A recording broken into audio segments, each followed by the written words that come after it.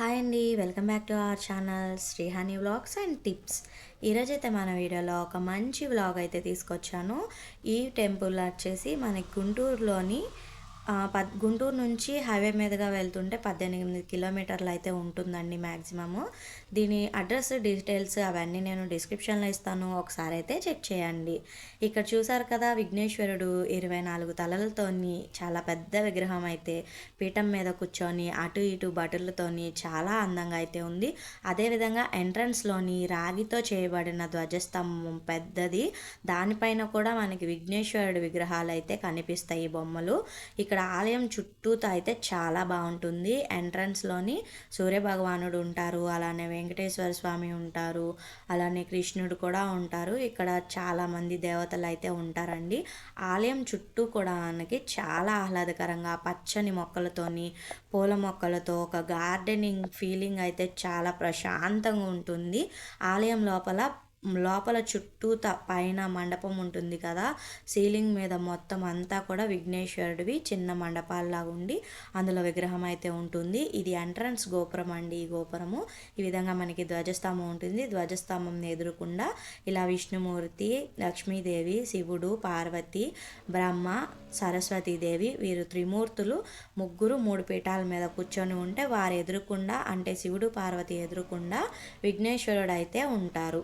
ఈ విధంగా విఘ్నేశ్వరుడిని పెద్ద భారీ విగ్రహం అయితే ఇక్కడ నల్లగా ఉన్న ఈ రాతి రూపంలో అయితే ఉంటుంది చెక్కబడి.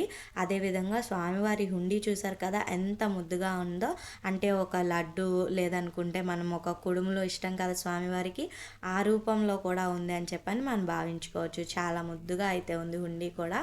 అది కూడా రాగితోనే చేయబడిందండి స్పెషల్గా. ఇక్కడ ఆలయం మీద మొత్తం మీరు చూసుకున్నట్లయితే మనకి విఘ్నేశ్వరుని తలపించే విధంగా ఎటు చూసిన విఘ్నేశ్వరుని బొమ్మలు, అలానే గజేంద్రుడివి అంటే ఏనుగు బొమ్మలు ఈ విధంగా అయితే చాలా బాగా చెక్కబడి ఉన్నాయి. అదేవిధంగా ఆలయం పైన కూడా విఘ్నేశ్వరుడు అయితే ఉంటాయి. 4 వైపులా 4 గోపురాలు అయితే ఉంటాయండి. అలానే చిన్న చిన్న టెంపుల్స్ కూడా ఉన్నాయి ఇందులో, అంటే శివుడు, వెంకటేశ్వర స్వామి, విష్ణుమూర్తి ఇలాగా చిన్న చిన్న టెంపుల్స్ కూడా ఈ ఆలయం చుట్టూతా ఉన్నాయి. అదేవిధంగా ఇక్కడ హోమాలు, యజ్ఞాలు, యాగాలు కూడా జరిపించుకుంటారు. శుభకార్యాలకు కూడా ఇది అనువైన ప్లేస్గా చెప్పుకోవచ్చు. ఎవరైనా చూడని వాళ్ళు ఉంటే ఖచ్చితంగా అయితే వెళ్ళి విజిట్ చేయండి. ఈ టెంపుల్ డీటెయిల్స్ అన్నీ నేను కింద డిస్క్రిప్షన్లో అయితే ఇస్తాను. అడ్రస్ డీటెయిల్స్ అన్నీ క్లియర్గా మెన్షన్ చేస్తాను, ఒకసారి చెక్ చేయండి.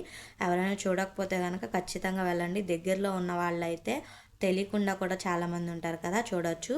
ఈ టెంపుల్ని కట్టించిన వారి బంధువులు అయితే అక్కడ వారి పెద్దవాళ్ళని అయితే ఆ విధంగా శిల రూపాల్లో పెట్టుకున్నారనమాట, విగ్రహాల రూపాల్లో. ఈ వీడియో కనుక మీకు నచ్చినట్లయితే please do like, share and subscribe to my channel. అలానే పక్కనున్న బెల్ ఐకాన్ని క్లిక్ చేసి ఆన్లో పెట్టుకున్నట్టయితే మీకు ఏ వీడియో వచ్చినా కూడా నోటిఫికేషన్ రూపంలో ముందుగా అయితే వచ్చేస్తుంది.